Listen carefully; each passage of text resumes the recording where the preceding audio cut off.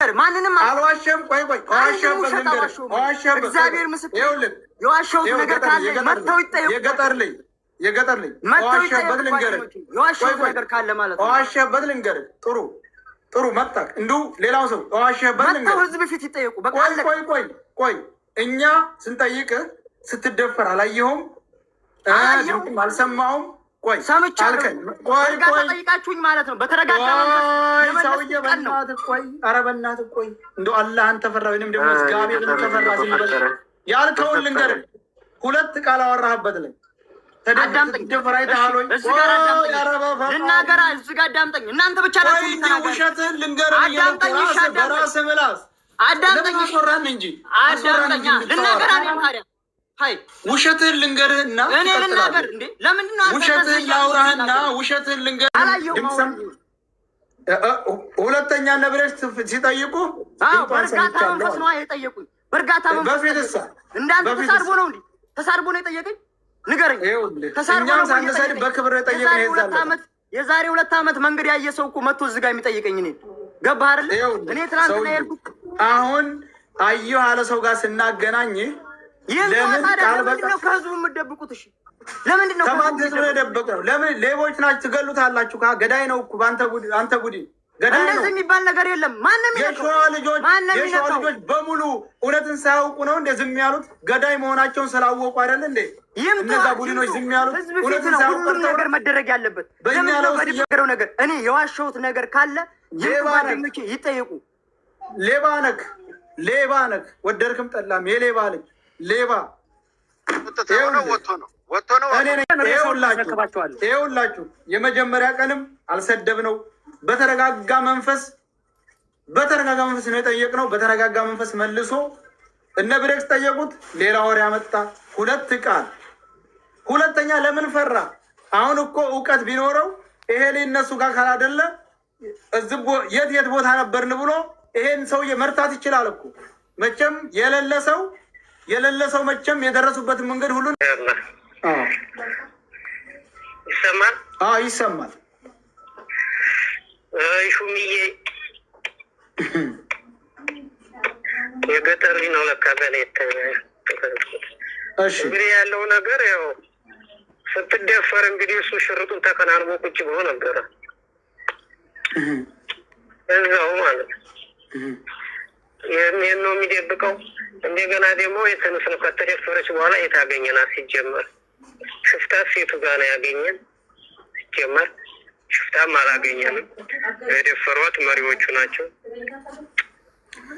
የደፈሯት ገመዱን ከወጡ በኋላ ነው። ገመዱን ከወጣም በኋላ ነው የደፈሯት። ገመዱን ስትወጡ እሱ ቀርጻችኋል ቪዲዮ። ገመዱን የቀረጸውን ፎቶ ቪዲዮ እንደውም ይልቀቅ። እሱን ማለት ሁላችንንም ቀርጿል። ገመዱን ስንወጣ እሱ ቪዲዮም ይልቀቅ። አንደኛ እናንተን ከወዲያ 2 መጡ። እነሱ ተደዋውለው መጡ። ቶሎ ይዘው እነሱ ማለት 6 ሰዓት ወይም 4 ሰዓት እና ሀኒን አልጠበቃችሁም? አንድ ቦታ 30 ደቂቃ የማይሆን እንኳን 4 ሰዓት 6 ሰዓት ልንቀመጥ ቀርቶ ከዛ መተው ወሰዷችሁ። ከዛ መተው ይዘው ሄዱ። ከኋላ ሽፍታ የሚለው ገመዱ ከመድረሳችሁ ከ1 ቀን በፊት ነው ሽፍታ ያደፈራት መንገድ። ሽፍታው ደፍሯት አዝሏት አመጣት የሚለውስ ውሸቱን ነው። ሽፍታኛ ምንም ሽፍታ አላገኘንም። ሽፍታም አልደፈራትም። ደክማ ነበር። አልደከመችም ጭራሽ።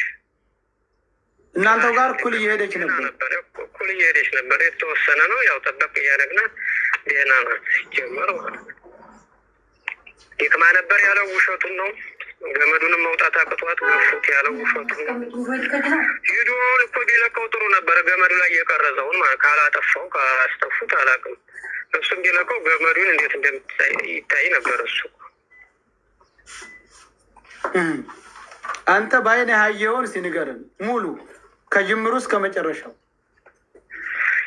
እኛማ ከጅምሩ ያው ቅድም እንዳስረዳው ነው እንግዲህ አብረን ነው እየሄድን ኖርማል ናት። ምንም የሆነችው የደከመችውም ነገር የለ፣ ምንም ነገር የሆነችው ነገር የለ።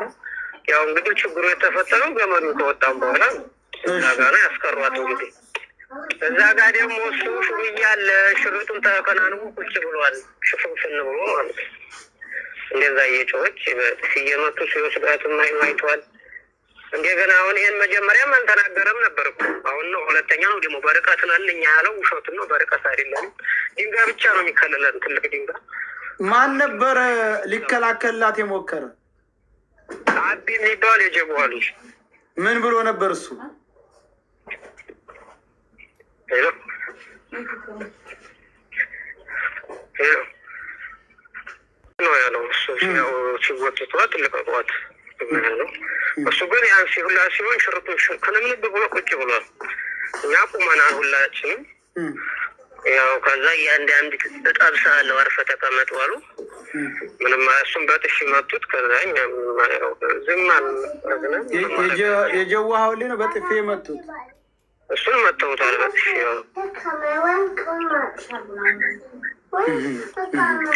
እየሰማችሁ ነው እንግዲህ